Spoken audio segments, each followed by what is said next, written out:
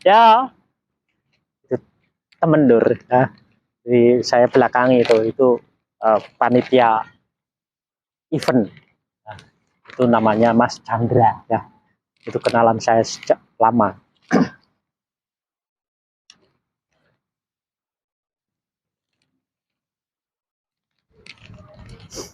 Nah, ini konten ini saya ambilkan dari Jawa Pos Senin 28 November tahun 2022 halaman 4 ya. Ini opini, tentang opini. Nah, yang sebelah kiri jati diri ya, jati diri. Urgensi nilai spiritual dalam literasi investasi. Nah, kalau mau investasi ya, nanti ada triknya, ada caranya. Ini dari spiritual ya. Nah, ini saya bacakan dulu lur ya. Nah, saya kasih tanggapan dan saya kasih solusi ya, caranya berinvestasi ya. Nilai spiritualnya saja saya ya. Nah, jadi benda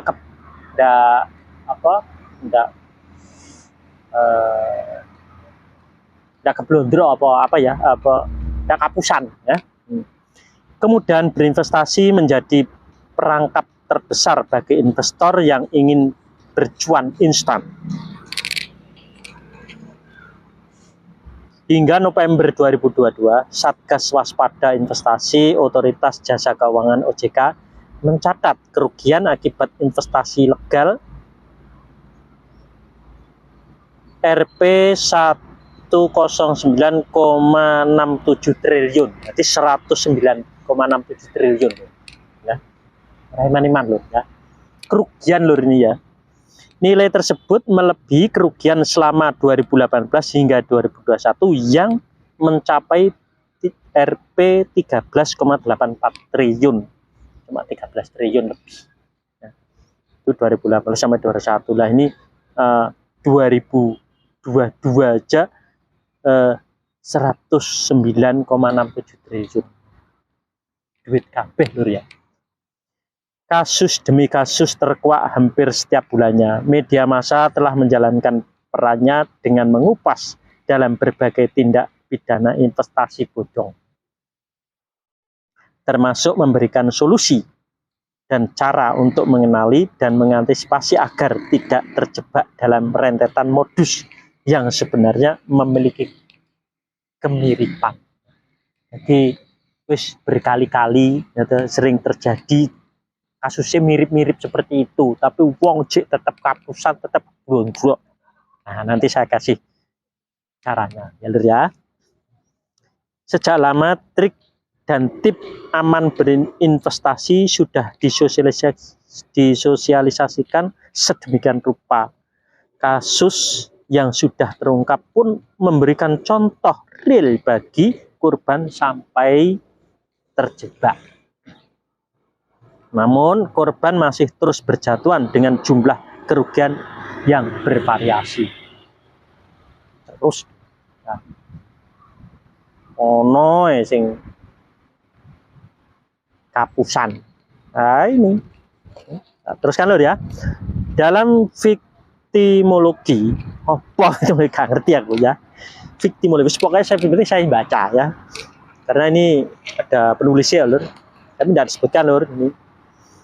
Salah satu bidang ilmu yang membahas korban dan relasinya, menempatkan pelaku tidak sebagai satu-satunya pihak yang bertanggung jawab atas suatu kejahatan.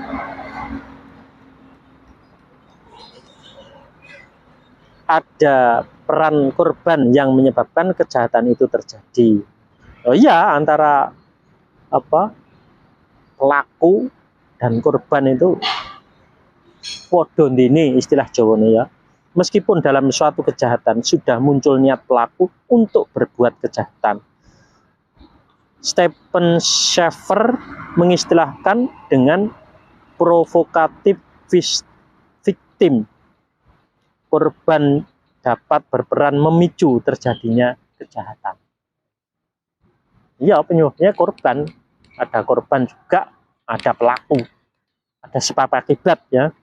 Kejahatan investasi tidak bisa terlepaskan dari peran korban yang dengan mudah percaya atas tawaran investasi yang mudah dan instan. Nah, nek diiming-imingi imbal hasil sing rodok mending, rodok banyak. Lah ini orang menjadi berduyun-duyun gerudukan lur. Brol ya, pengen investasi. Tidak melihat kira-kira nanti gimana ya, kapusan apa enggak ya, karena hatinya lur ya. Dalam sejumlah kasus saat memilih tempat berinvestasi, korban hanya melihat tempo dan nominal keuntungan. Delok untungnya tok dhisik. Nah, akhirnya buntute melongo hapusan. Referensi investasi pun lebih banyak pada cerita sukses.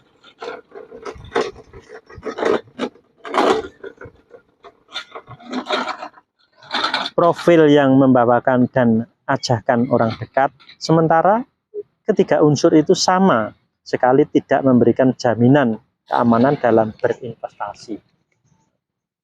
Dijak sedulure apa koncone sing cedek, wis langsung tertarik. Nah, salah edik. Nah, seperti itu. Nanti saya kasih caranya lur ya. Literasi investasi sudah lama ada, namun sepertinya belum cukup untuk membekali masyarakat untuk aman dan bijak dalam berinvestasi. Literasi investasi tidak melulu strategi, angka, keabsahan secara hukum, dan apapun yang terkait dengan tata cara teknis dalam berinvestasi. Memasukkan nilai-nilai spiritual dalam literasi investasi dapat mengendalikan seseorang untuk tidak terburu-buru dan gelap mata. Menyikapi tawaran keuntungan yang serba jeling, setidaknya nilai spiritual tersebut menjadi keseimbangan referensi investasi yang tidak hanya memperhatikan faktor angka. Nah, jadi spiritual itu harus juga ada, jadi harus diimbangi. Jadi ini nanti bentak keputusan, maksudnya itu ya.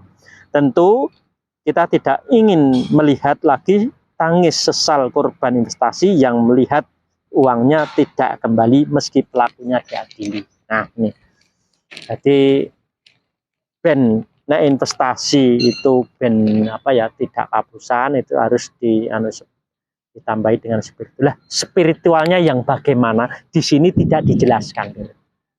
Karena belum ada yang bisa.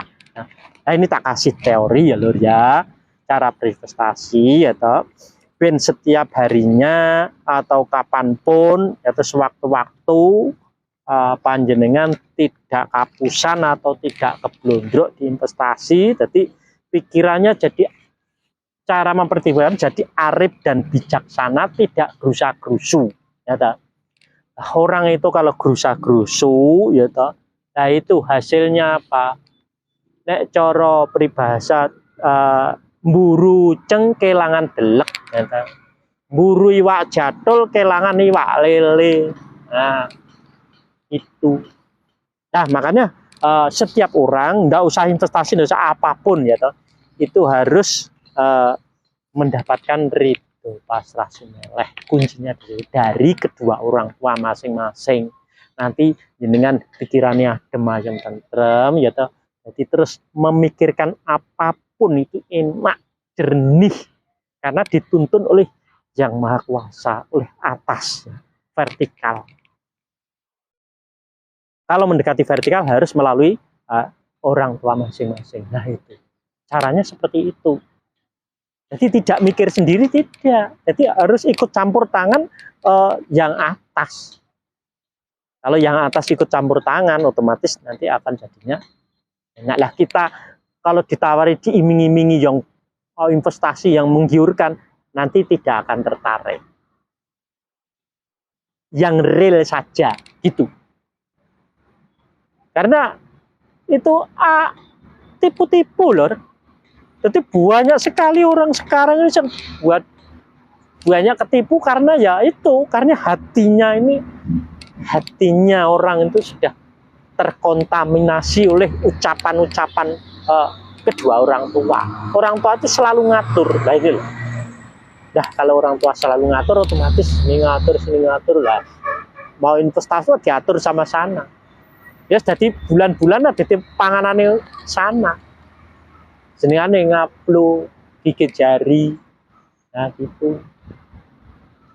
Makanya kuncinya apa? Ridho pasrah sumeleh dari orang tua. Nanti jenengan menentukan usaha apapun tidak akan mengecewakan. Nanti enak hasilnya. Jadi seperti itu ya. Jadi tidak ngawur. Enak nanti jadinya.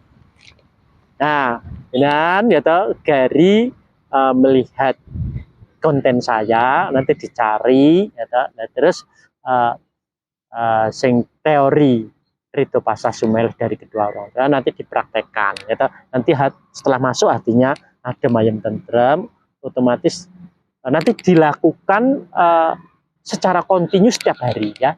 Jangan malas-malasan sekali dua kali saja ya. Karena ini buat pegangan hidup Ridho pasrah sumeleh. Nanti akan akan adem ayem. Otomatis di hati itu tenang, rileks. Mengerjakan apapun akan sesuai dengan yang diinginkan. Nah, begitu tinggal dipraktekkan ya Lur, dilihat di konten saya ya. Nah, sini dulu ya Lur ya.